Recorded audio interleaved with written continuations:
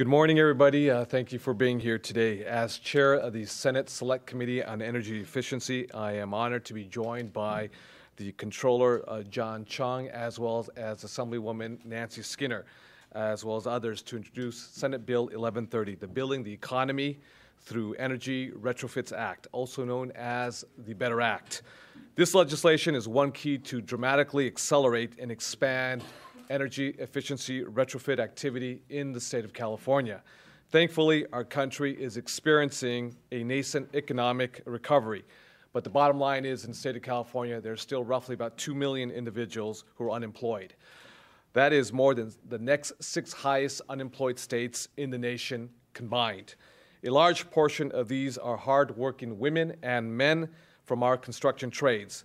This bill will direct millions of dollars in private capital into retrofit activity, which is precisely what these men and women are trained to do, and they are more than ready to get back to work. California will also benefit substantially from the significant energy savings as well as greenhouse gas emissions reductions that will result. It is a very clear, or I should say a very potent combination.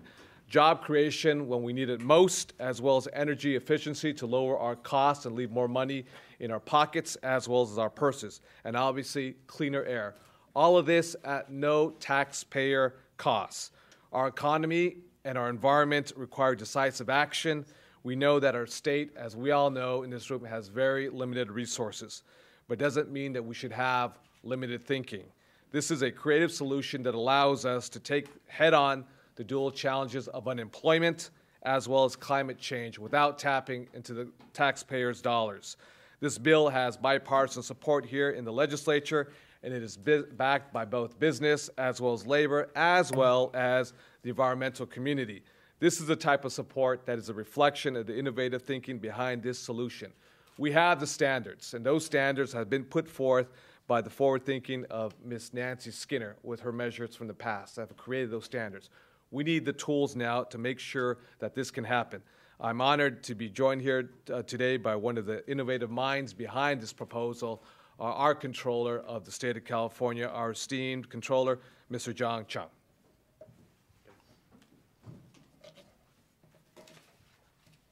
Good morning. Thank you, Kevin. Thank you for your authorship of this important piece of legislation. Every time that I stand on this stage, it is to talk about bad news, whether it's issuing IOUs, whether it's deferring tax refund payments, whether it's deferring education payments to keep the state from defaulting on debt and from moving into insolvency. It is really nice for a change to talk about moving California forward. My office has been, continues to be, and will manage the critical crises that have impacted California. But more importantly, we want to make sure that California grows. And it's specific today, the legislators, this diverse group, we're all here about talking and putting people to work. We should be fighting for the 400,000 construction workers who have lost their jobs and fighting for the businesses that are trying to stay afloat. If this economy is going to grow, we have to put people back to work. And that's why we push this initiative. As Kevin stated, we are creating jobs, we're promoting energy savings, and we do this by making commercial building retrofits cost-effective. This is a critical element. Now, let me take a moment to explain SB 1130. A commercial building owner secures a private loan to finance the retrofits. The building owner would then apply, and the building owner is the borrower, would then apply to enroll in the Better program. As Kevin stated, building the economy through energy retrofits. The state aggregates these loans and then issues revenue bonds, the proceeds from which will pay back the original loan. Once enrolled, the commercial building owner will pay to the Board of Equalization every 3 days an energy remittance payment. Those energy remittance payments will pay back the revenue bonds. This bill, and you see it as I pointed out early, has brought together the business, the labor, and environmental communities at this critical juncture. Historically, after a deep recession, the commercial construction employment has pulled the nation out of a deep recession. We are in a slight recovery today, but unfortunately, construction employment is not increasing dramatically. And we know that construction employment will not grow dramatically unless there is a powerful catalyst. This plan is a catalyst. This plan has been described in the investment banking community as a potential game changer. Now, there are three elements that are critical to economic growth. Number one, human capital, people. This plan, as stated, puts people to work. Secondly, financial capital. This plan gets commercial banks to loan. People and cash are sitting on the sidelines. They are sitting idle, and we are going to get them off the sidelines. Infrastructure is the third element.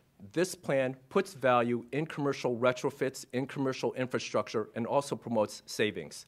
So in summary, this plan creates jobs, creates energy savings, and moves the California economy forward. It's now my pleasure to introduce part of this incredibly diverse crowd, a well-known environmentalist, a very conscientious legislator, Nancy Skinner. Thank you, Controller Chung, and thank you, Senator De Leon. I'm very pleased to join my colleagues, and especially to join Senator De Leon in co-authoring SB 1130, and better is an appropriate name for this piece of legislation. Let's get into some real hard tacks here. We have a program now. The governor's already signed it. You can go up on the website, Energy Upgrade California, and if you want to get a loan up to $25,000 for a residential property or a very small commercial property, you can do an upgrade. $25,000 is a good amount for a residential upgrade, but it doesn't help our large commercial properties. And we have a very large building stock in California of commercial properties that have been not able to access the credit markets to be able to do these upgrades. So we're in a period of time right now where credit is tight, and we don't see a lot of new building. We don't see investors right now, because the economy is still a little shaky. We don't see them building new properties. So what's happening? Our construction workers are out of work. Our existing building stock's not getting improved. So what this bill does is create a larger form of financing, so perhaps starting at $50,000 and above, so that our large commercial properties can access very credible financing at very low cost to them and at a very convenient payback, very similar to the private sector model of an ESCO, Energy Services Company, where they pay back this loan through the energy savings that they achieve through the upgrade. And our construction workers, who would otherwise be being employed if we had the normal building activity, get into our existing building stock, making that building stock more valuable, putting them back to work, giving our commercial tenants, obviously, some relief, because if that building stock is more efficient, then the commercial tenant is paying less in their energy bill. So it's a win-win for everybody. It's better. So I'm very, very pleased to be the co-author, and I really thank Senator De Leon and the Controller for bringing it to us, and I look forward to the participation with the private sector banks, and I thank you. Thank you very much, Assemblywoman Nancy Skinner, and very well said. Next, we have representing the actual commercial property owners throughout the state of California, from the California Business Properties Association, Mr. Rex Syme. Well, I won't repeat everything that's already been said, but I will say is that every time California has had a major leap forward, it's when we've been innovative. We've been innovative in our approaches to numerous things throughout our history, and today we're taking another one of those steps. Innovation is what makes California great, and the controller, the senator, and the assembly member need to be applauded for their willingness to lead this innovation and to make it more available for the commercial real estate folks to hire the kind of people to bring this economy back, to be good about our environmental stewardship, and thank you very much. Thank you, Rex. Next, representing the women and men of the building trades, Mr. Cesar Diaz of the State Buildings Trades Council. Thank you, Senator, Controller Chung, and Assemblymember Nancy Skinner for your vision in jumpstarting a clean energy policy beginning with our existing building stock.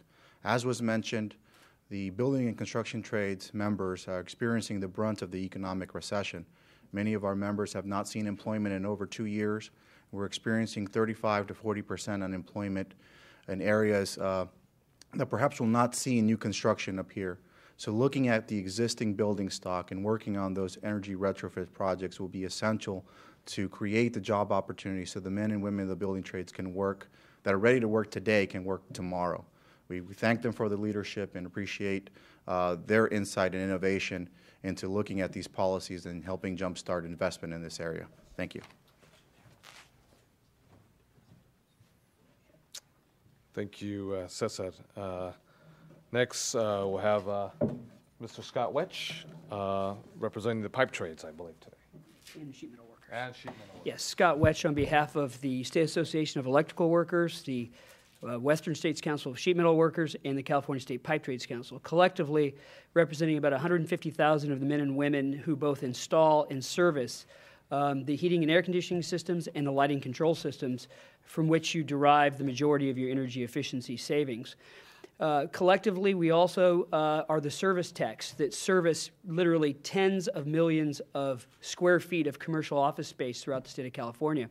And I've heard from our members that they have conducted energy audits on small commercial buildings to high-rise skyscrapers in San Francisco and Los Angeles and found huge savings that could be derived. And when they've, on behalf of the companies they work for, have presented those energy audits to the building owners, have been discouraged because routinely what they hear is that there's just not the capital available in the market to finance on a commercial property, given the devaluation in commercial property and commercial real estate through the recession.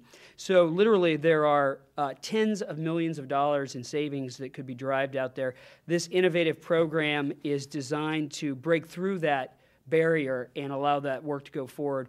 And we're just very thankful for the leadership of all of the elected officials up here today. Thank you.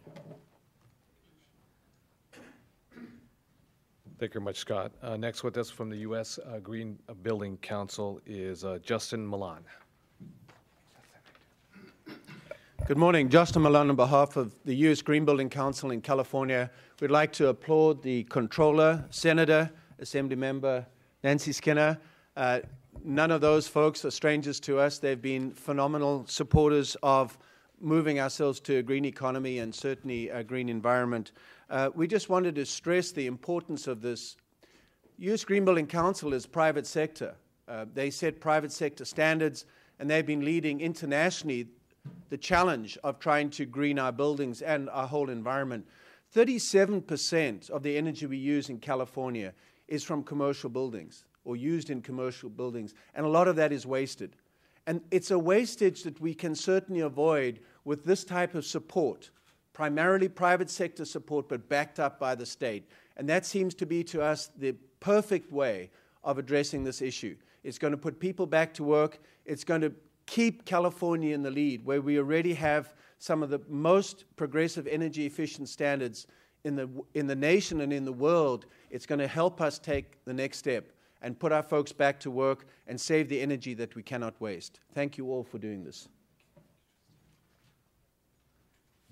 Thank you very much, Justin. And last but not least, we have from Focus Materials, we have Mr. Nick Bagatellos, also known as Russell Brand. Well, thank you for letting me be here. My name is Nick Bagatellos. I own Focus Materials. I employ 50 union fabricators here in Sacramento and about 85 union glazers in the field. We design, engineer, and manufacture a photovoltaic curtain wall product. It's the only other people in the world that are doing it are in Germany, and we're based here in California, and having a bill like this to help propagate green construction in the state will allow my company to add more employees, to really teach people in the state that these products are viable and cost-effective, and hopefully teach the rest of the nation that greening buildings is efficient, cost-effective, and possible. And this bill makes it possible here in California for us to kind of drive what the rest of the nation is going to do in the next 10 to 15 years. So thank you very much for your forethought, and glad to be part of this. Thank you. Thank you. Okay, with that, we're more than happy to open up to questions to the controller, to Ms. Nancy Skinner, to those who represent men and women in labor, the business organizations, as well as myself. So we'll open it up to anyone who has a question. Yeah, two questions. One is, what type of retrofits are we talking about? What type of work will be done on these buildings? John, Nancy, the retrofits we're talking about can be deep retrofits. So we're talking about HVAC. We're talking about, as Nick had just stated right now, we're talking about photovoltaic cover screens, if you will, for windows. We can go to deep retrofits. Anything that you want to add to? As the controller mentioned, the building would have to do an audit, so the audit would obviously identify the most cost-effective improvements to the building that give the kind of payback that allows then the loan to be paid back through the energy savings. So just as Senator De Leon mentioned, the kinds of improvements we would expect are HVAC systems, because we're looking at some of our commercial properties that are perhaps built pre-Title 24, California's great energy efficiency building code. Many of those buildings haven't had an HVAC upgrade. HVAC systems are up to 50% more efficient today than the ones built 20 years ago. So there could be window changes, there could be, many things like that, but those that have a great payback. Mm-hmm. She said what I wanted to say. Studies by the PUC just recently have shown that only about 30% of the heating and air conditioning systems in commercial buildings are operating at their peak optimum efficiency. And when you're dealing with buildings that are especially 10 years or older, you have an incredible amount of energy loss just in the duct systems that move throughout the building. And so just by simply going in and improving and testing and repairing and replacing the duct system, you can create huge efficiencies. In addition to most buildings built prior to a decade ago don't have modern lighting control systems. And just by being able to control the lighting systems in an efficient manner creates huge efficiency. Seems much more complex than like weatherizing a house and weather stripping windows and stuff like that. And yeah, the other thing. We're having Nick. Go ahead. Yeah, I'd like to give you an example. I manufacture here in Sacramento in a net zero manufacturing facility. And when we bought this, pig of a building, it was a 1970s building built by Buzz Oates, a great builder-developer in this market. Buzz is great, and he did great things, but his buildings are outdated. So what we did is my brothers and I went in. We pretty much gutted the structure, not the structure, but all of the facilities pieces of the building. We put in R30 insulation. We added daylighting, cut windows in, and put 60 skylights into the warehouse. Once we got the lighting right, we redid all of the electrical sensors and put in high-efficiency electrical. We redid we put in, we put a large skylight in the building.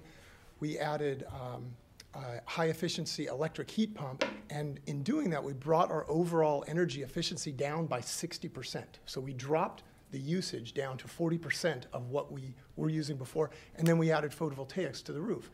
Now, we did that ourselves because we were building, high efficiency products, and we wanted to show people that we meant what we're building. This bill would make it so much easier to do that today than it was 4 or 5 years ago. So that's an example of all the things that can go into making a building. And honestly, there was about a 3 to 4 year payback with the grants and credits in the federal government that are available. So when people see this and have an easy tool to get the financing, it's going to dramatically make a difference on how this uptake happens in the state. So. And the other thing was, how much more money will be available through this program than is available now? Is there any estimate on that? Well, we're going to start small scale. Obviously, we're going to aggregate the loans, but there's a tremendous interest out there. So what has happened in the past is that the commercial bankers and the investors have not believed that they're going to get payback on this program or any type of program. And so, as I pointed out earlier, the investment bankers have stated that this is a potential game changer. It changes the finances that makes this energy retrofitting, that makes all of this viable. Let me underscore a point that our controller made, which is there are hundreds of millions, if not billions of dollars on the sidelines with regards to potential investments in energy efficiency. They're still on the sidelines, and they haven't got in the game. The question becomes, is I want to underscore and highlight and italicize and bold, if you will, what John just underscored, which is it's a game changer altogether, because it gets folks out from the sideline into the game. Now, the question is we have roughly about 9 billion square feet of commercial property statewide in California. So if we know all the great positive benefits of energy efficiency, and as Nick just articulated, a really deep retrofit, if you will, upgrade, and this is you have a hybrid because you have photovoltaic up on the roof, aside from everything you did intensively inside. If we know the benefits, public health outcomes with regards to lowering our greenhouse gases and dealing with climate change, lowering our energy consumption, which regards to putting more money in our pocket, dealing with national security, less dependency on foreign fossil fuels, and just as importantly right now in California with the highest unemployment rate in terms of raw numbers nationwide, we're talking about putting women and men back to work, because these are jobs that are very labor intensive. These are jobs that are not exported to Mexico, to China, to Hong Kong, Singapore, or elsewhere. These have to be done here on site, on property, whether they're the high rises in San Francisco, whether it's the Silicon Valley, buildings, whether it's in downtown Los Angeles. God knows we have a lot of skyscrapers in downtown that need to be retrofitted and upgraded. So these are labor-intensive jobs. This is getting the dollars from the investment banks into the game so we can put people to work, and it's done so in an innovative manner, that it's done so, again, with no taxpayer dollars. We have limited dollars to begin with right now. So what we're trying to do is not be limited with regards to our creative thinking, to make sure we can put men and women back to work. We can make a major dent with regards to the unemployment in the state of California and clean up our climate at the same time. Senator, if I can add to that. When the Senator referenced the 9 billion square feet of commercial space in California, that also goes back to what Senator Skinner said, and that is actually half of that space was built before Title 24, which means we have 4+ billion square feet of space, which is what I consider to be low-hanging fruit in this state. And we not only will reap double, triple the benefits from being able to go out and hit those types of buildings first, but I think the results will then pay for itself and create a clamor for these types of projects. So thank you. You asked about dollar amount. Since we have an existing program that allows for loans up to $25,000, obviously this program is to address those that would be above. I use the $50,000 figure only because usually, and if you're doing a large commercial building, that might be a minimum, but certainly we're looking at anything above $25,000 and based on the audit and the ability to see a real payback. Okay, I think we'll end the press conference there. I want to thank each and every one of you for attending, and if you have any individual interviews to do with any folks up here, just give them a holler. With that, thank you very much. Thank you.